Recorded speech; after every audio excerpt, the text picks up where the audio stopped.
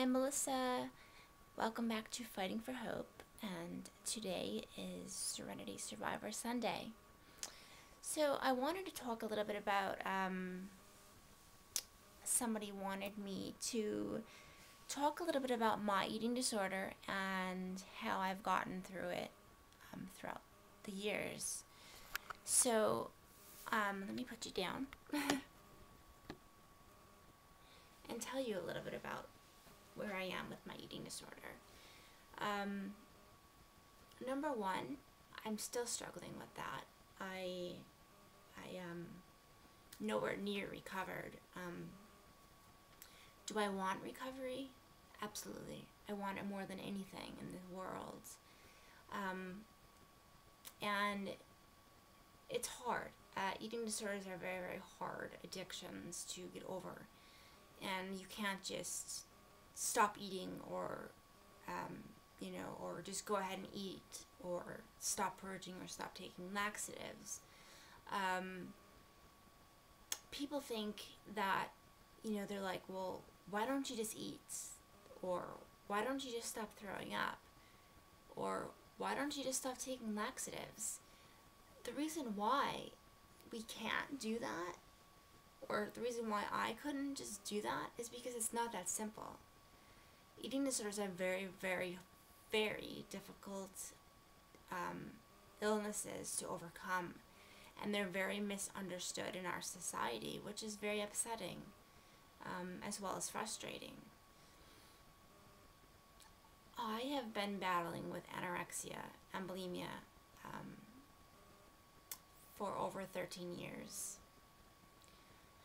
I believe that a big reason why I developed an eating disorder was because I was sexually abused by my dad for many, many years. And that pretty much just broke me down. Let me take off my sweatshirt. And, sorry, I got new tattoos yesterday and they're hurting me really, really bad. So, anyway,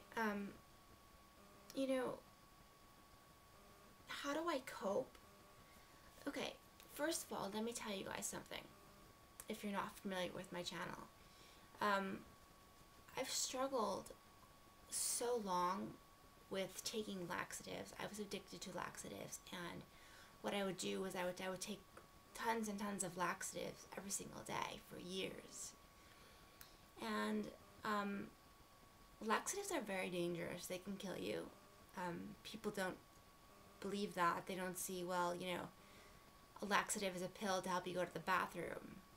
True, it is. But when you're taking them, like boxes of them throughout the day, and, almost overdosing, they're very harmful. They suck the potassium out of your body, number one. Two, they mess with your heart and give you, like, heart palpitations, and you can go into cardiac arrest from abusing laxatives. And people laugh at it because they don't understand, because when you tell somebody, well, I am addicted to laxatives, the first thing that they're going to do is they're going to be like, why? And they're going to laugh. At least in my experience, they laughed at me. My family didn't understand why I was addicted to laxatives. What did I get out of it? What did I get out of it? I felt a sense of relief. I felt a sense of control. I felt like I had my life in place. In all actuality, though, I didn't. My life was out of control, and using the laxatives while abusing them every single day was just making everything worse.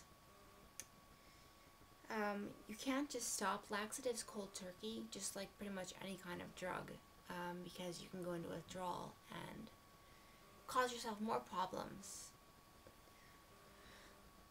So basically, like I said, people don't think that people think it's silly when you say that you're addicted and abusing laxatives, but I will put some of the dangers below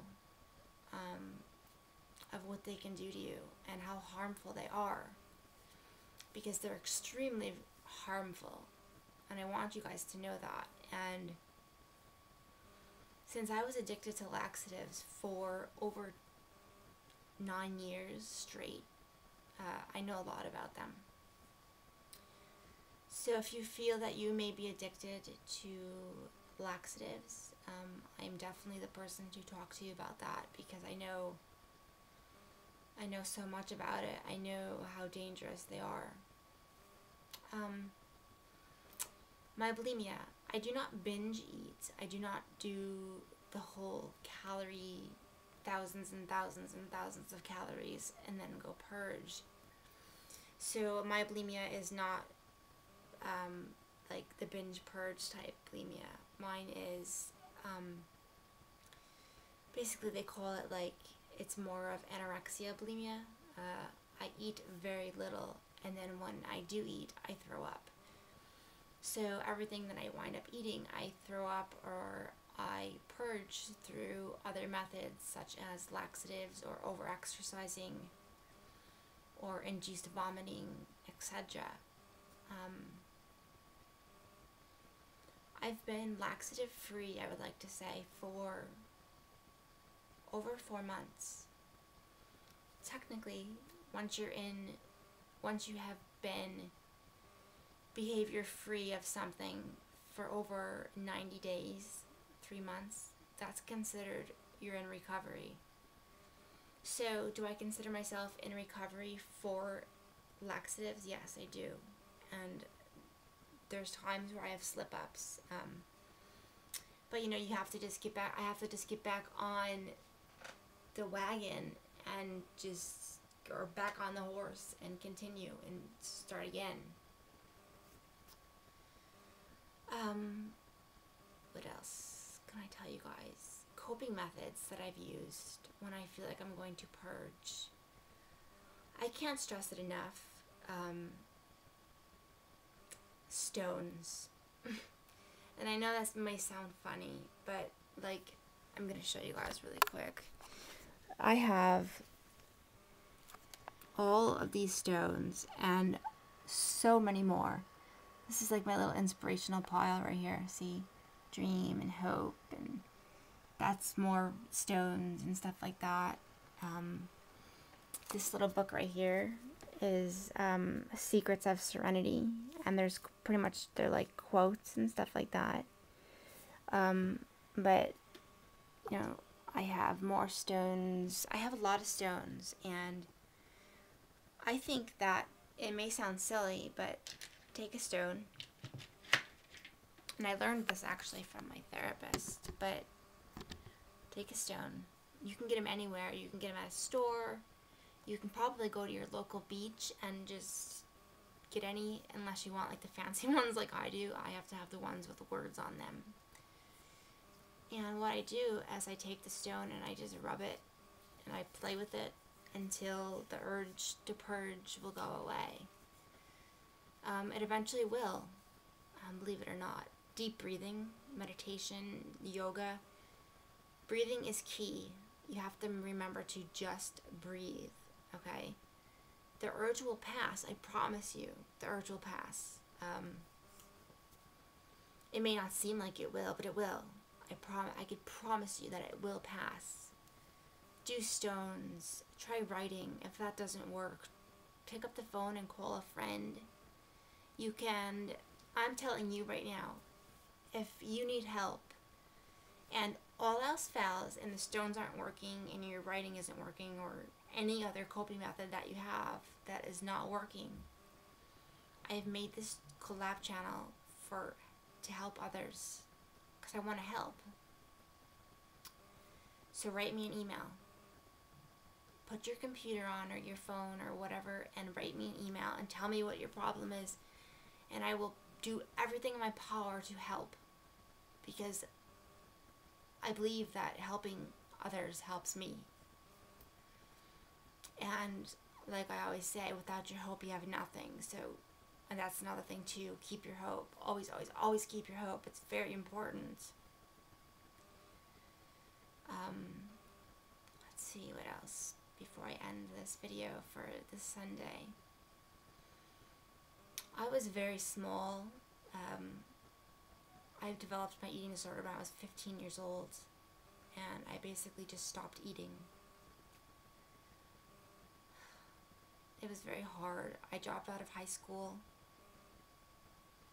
My life was a mess because I was being sexually abused and physically abused. Okay, I'm going to have to end this. Not because I want to, but I don't have much time to continue here. But that's just a little bit about my eating disorder, and you know, as the weeks to come, and on my personal channel you can find out so much more. But like I said, if you need help, please email me, okay? Comments, questions below, video responses are very much welcomed. So with that being said, have a wonderful Sunday. Sunday is what I would say in my personal channel. Peace and love, and I got some tattoos done yesterday, and I actually got a peace sign incorporated right there in my sleeve, along with footprints in the sand. Alright, anyways, peace and love. I love you guys all. Keep your hope. Keep fighting for your hope.